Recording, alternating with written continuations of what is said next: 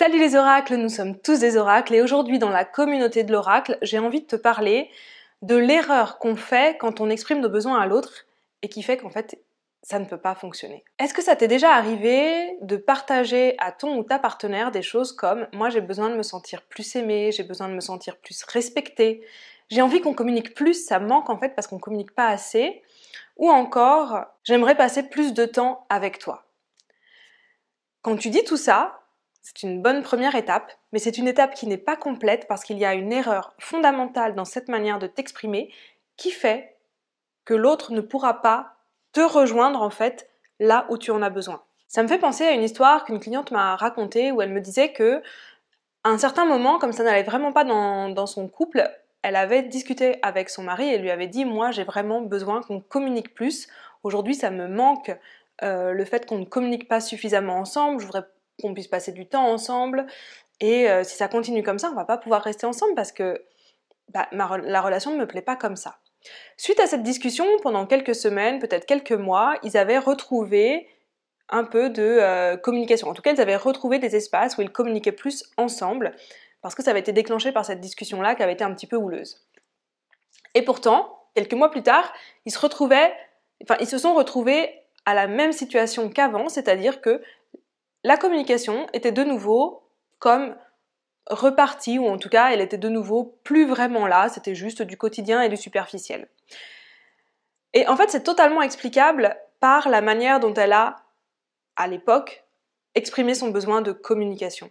Elle lui a exprimé un besoin de communication, j'ai besoin de communiquer plus avec toi, qui lui, il a entendu parce que d'une certaine manière, il a dû avoir peur que si ça n'arrivait pas, le couple allait arriver à la rupture. Donc en fait, il a entendu ça et à l'intérieur de lui, ça s'est mis en mouvement pour réussir à créer de la communication. Et donc au départ, il y a eu un focus de leur part sur la communication.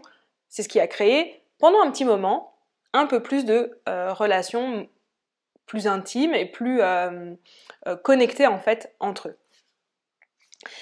Et puis un jour ça s'est arrêté parce que la demande était beaucoup trop vague. Quand on dit à l'autre j'ai besoin de me sentir aimée, j'ai besoin de me sentir respectée, j'aimerais que tu aies confiance en moi, je voudrais passer plus de temps avec toi, je voudrais qu'on communique plus ensemble, tu restes au niveau de de la stratégie, c'est ce que tu aimerais mettre en place dans votre couple. Et c'est vraiment très très bien de le dire.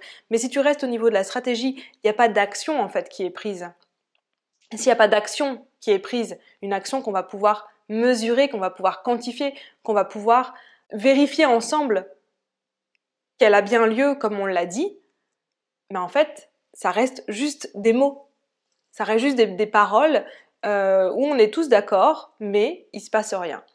Quand on fait une demande à son ou sa partenaire par rapport à un besoin à un de nos besoins en fait, quand on exprime un besoin, il est fondamental d'exprimer ce besoin en termes d'action, en termes précis, en termes concrets. Je m'explique. Pour la communication, donc ce qu'on a fait avec cette cliente-là, c'était de mettre en place des rituels de communication. Un rituel de communication, c'est du temps qu'on va volontairement créer, presque artificiellement au départ, c'est-à-dire qu'on va mettre du temps dans son agenda en disant, selon les couples, tous les soirs, on prend 15 minutes, nous deux, juste nous deux, il n'y a pas un téléphone, il n'y a rien d'autre, il n'y a pas d'enfant, et on connecte ensemble. Ou on fait ça 1 heure par semaine, le samedi, avec un temps précis, un moment précis dans la journée ou dans la semaine. C'est pour ça que je dis qu'au départ, ça peut paraître un petit peu artificiel, mais c'est vraiment nécessaire. Et on peut même codifier comment le rituel de communication va fonctionner. Qui est-ce qui parle, de quoi on parle pas. Il y a plein de choses qu'on peut codifier comme ça dans ce rituel de communication.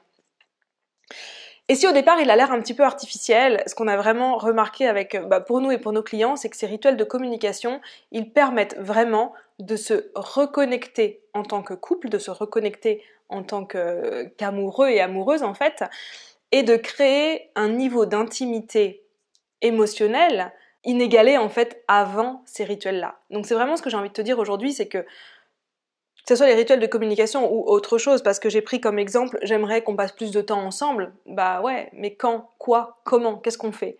Vraiment mettre une action en place.